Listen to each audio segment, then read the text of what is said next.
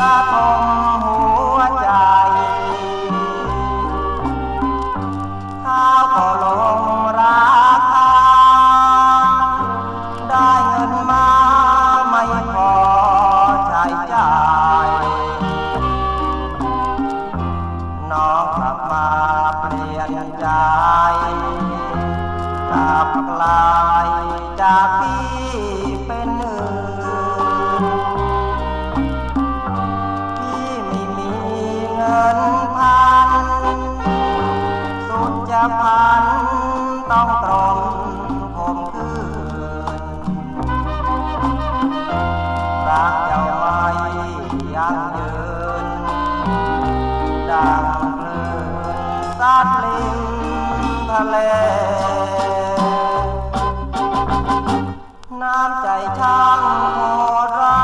ยเปรียบร้ายเหมือนคนลอยเล่เหลือแต่อย่างคะเน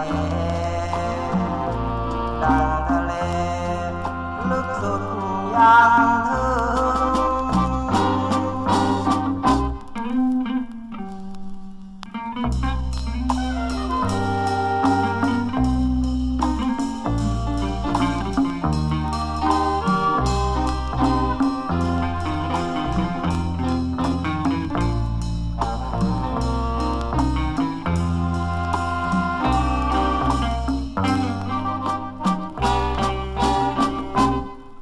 ไม่มีเงินพันสุดจะพันต้องตรงข่มขืนรักเจ้าไม่ยั่งยืนดังคลื่นซัดริมทะเลน้ำใจช่างโหดร้ายดังคล้ายเหมือนคนลอยเล่เหลือใจอย่างคะเนดังทะเลลึกสุดยัง